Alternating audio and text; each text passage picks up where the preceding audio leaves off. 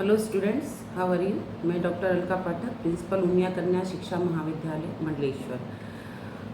आज मैं आपको समावेशी शिक्षा में शिक्षक की क्या भूमिका है इस विषय पे चर्चा करूंगी कि समावेशी शिक्षा जो है उसमें शिक्षक अहम भूमिका निभाता है। शिक्षक जो होता है बालक के उचित गुण विकसित करने में प्रयत्न करता है।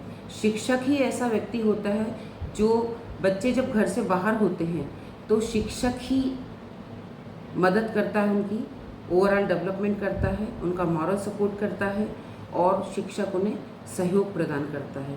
तो शिक्षक की एक अहम भूमिका होती है जो बच्चों के मनोबल को बढ़ाने में, उसके उचित विकास करने में। तो शिक्षक की भूमिका को समझने के लिए हम कुछ बिंदुओं द्वारा इसको समझेंगे कि शिक्षक की क्या भूमिका है समावेशी शिक्षा में।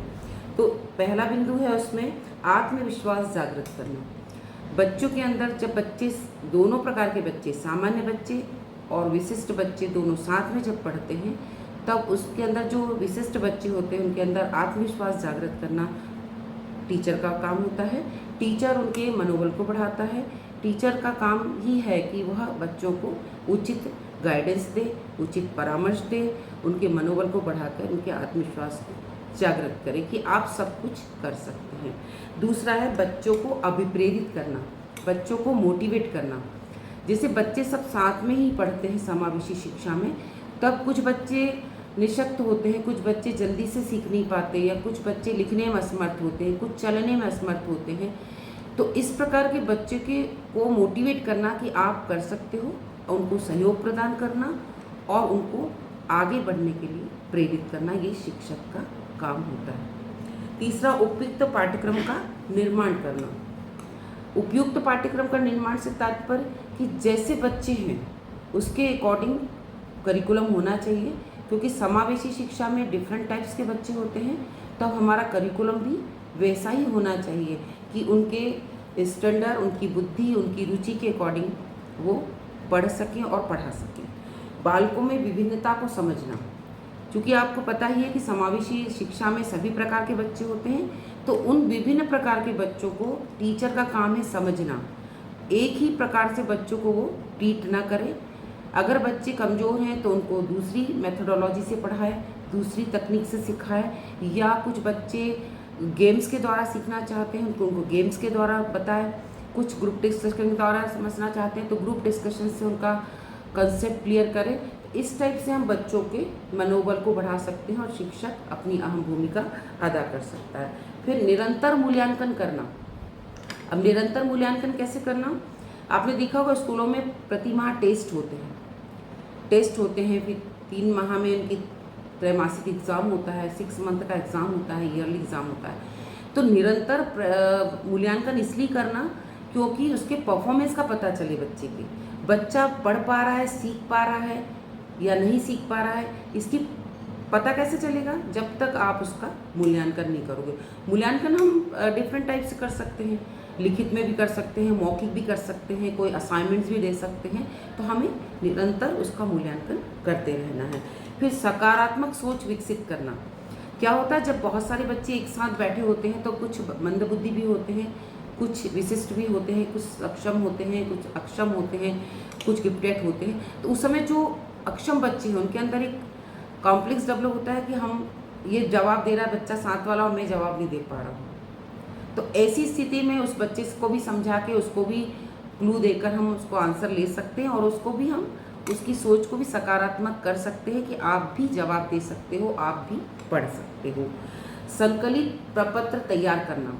आपने सुना होगा क्यूमुलेटिव रिकॉर्ड्स के बारे में कि स्कूलों में क्यूमुलेटिव रिकॉर्ड्स तैयार करना टीचर का काम होता है। अब क्यूमुलेटिव रिकॉर्ड्स क्या होता है, क्यूमुलेटिव रिकॉर्ड्स में सारे एक्टिविटीज़ की डिटेल होती है।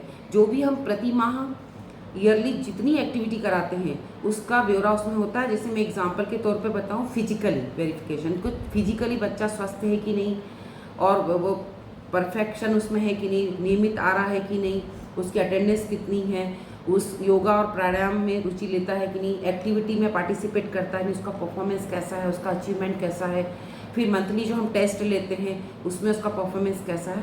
तो ये सारे चीज़ों का जो प्रतिफल है, जो उपलब्धि है, वो अंकित होती है उस संकलित अभिलेख पत्र में। तो ये काम है टीचर का कि वो समावेशी शिक्षा में संकलित अभिलेख पत्र को तैयार करे। फिर शैक्षिक आवश्यकताओं को समझना। अब बच्चे की शैक्षिक आवश्यकता क्या होती है? शैक्षिक आवश्यकता से मतलब कि जब बच्चा पढ़ता है समावेशी शिक्षा में, तब उसके अंदर एक ये रहता है कि जो सब्जेक्ट उसको पढ़ना है, मान लो वो कठिन है, कुछ समझ में नहीं आ रहा है, तो टीचर उसको सरलीकृत करके विभिन्न तकनीकों के द्वारा उसकी शैक्षिक समस्याओं या शैक्षिक आवश्यकता की पूर्ति कर सकता है। या उसको कोई दूसरी बुक से पढ़ना है, या उसको कोई असाइनमेंट के थ्रू पढ़ना है, या उसको कोई लाइब्रेरी में अन्य किताबें उपलब्ध कराना है। तो ये शैक्षिक जो आवश्यकता होती है उसकी पूर्ति शिक्षक कर सकता है। उसका ये काम होता है कि शिक्षक उसकी आवश्यकताओं की पूर्ति कर पाए। फिर विशिष्ट बच्चों की समस्याओं को समझने में अभिभावक और शिक्षा कर्मियों की सहायता करना। तो विशिष्ट विशिष्ट बच्चों की समस्याएं होती हैं, तो उनको समझने में भी शिक्षक का रोल होता है कि उनकी क्या क्या समस्या है। अब आप देख लीजिए, समस्याएं ऐसी हो सकती हैं जैसे मान लीजिए मानसिक रूप से कोई समस्या हो सकती है, शारीरिक रूप से कोई समस्या हो सकती है, आर्थिक रूप से कोई समस्या हो सकती है। इस प्रकार की जो समस्याएं हैं, उस समस्याओं को समझना और उसका समाधान करना शिक्षक का काम है। उचित वातावरण का निर्माण करना।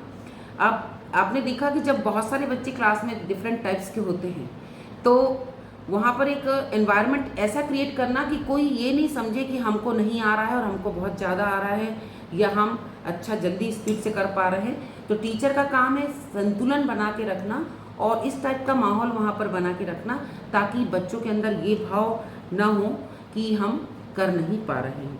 समान अवसर प्रदान करना। जब समावेशी शिक्षा में सारे बच्चे एक साथ पढ़ते हैं, है ना, सारे बच्चों से मतलब कि सामान्य भी होते हैं और विशिष्ट भी होते हैं, तो इस स्थिति में उन्हें समान अवसर प्रदान करना। ऐसा नहीं कि जो बच्चा प्रतिभाशाली है, सामान्य है, जवाब दे रहा है, कर रहा है, तो हम उसको वर्क दे रहे हैं, और जो विशिष्ट बालक है, जो धीरे धीरे कर पा रहा है, तो स्लो लर्नर है, तो उसको हम वर्क नहीं दे रहे हैं या उससे पूछ नहीं रहे हैं। तो इस टाइप का भाव नहीं रखना, सबको समान अवसर शिक्षक का काम है प्रदान करना। फिर पाठ्य सहगामी क्रियाओं में पार्टिसिपेट करवाना।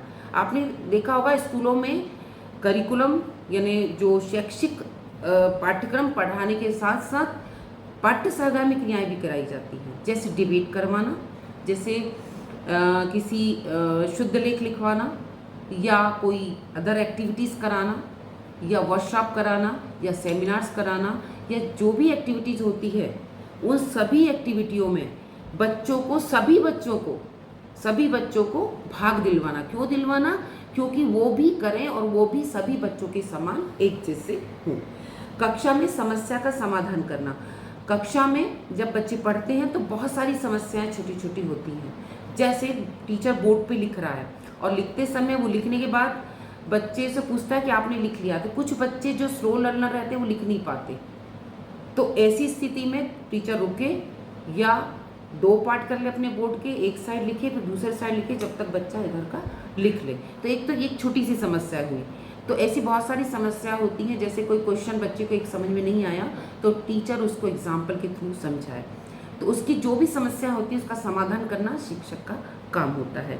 आधुनिक उपकरणों का प्रयोग। आपने देखा होगा मॉडर्नाइजेशन है, मॉडर्नाइजेशन के तहत स्कूलों में स्मार्ट क्लासेस हैं, तो हमको बच्चों को उन उपकरणों को प्रयोग करना सिखाना आना चाहिए। कंप्यूटर चलाना सिखाना, प्रोजेक्टर चलाना सिखाना, या बोर्ड पे लिखना सिखाना बच्चों को। जो क्लासेस रहती है उसमें बोर्ड पर लिखना सिखाना, बच्चे वो जो टेक्नोलॉजी है उससे अवगत हों कि क्या होती है, क्योंकि बचपन से ही जब बच्चा सीखेगा तो बड़े तक वो अच्छा परफेक्शन ले आएगा।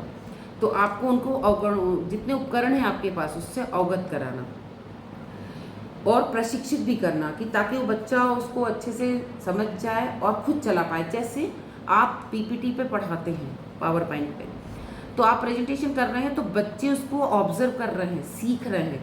तो जब बच्चे देखेंगे, सीखेंगे, तो वो बच्चे भी उसका अनुपालन करेंगे और वो ट्रेंड होंगे। और बच्चों को एक एक पार्ट से अवगत कराना, एक एक स्टेप से अवगत कराना कि ये कौन सी टेक्नोलॉजी, इसके थ्रू क्या क्या होता है। तो आज इस टॉपिक में बस इतना ही।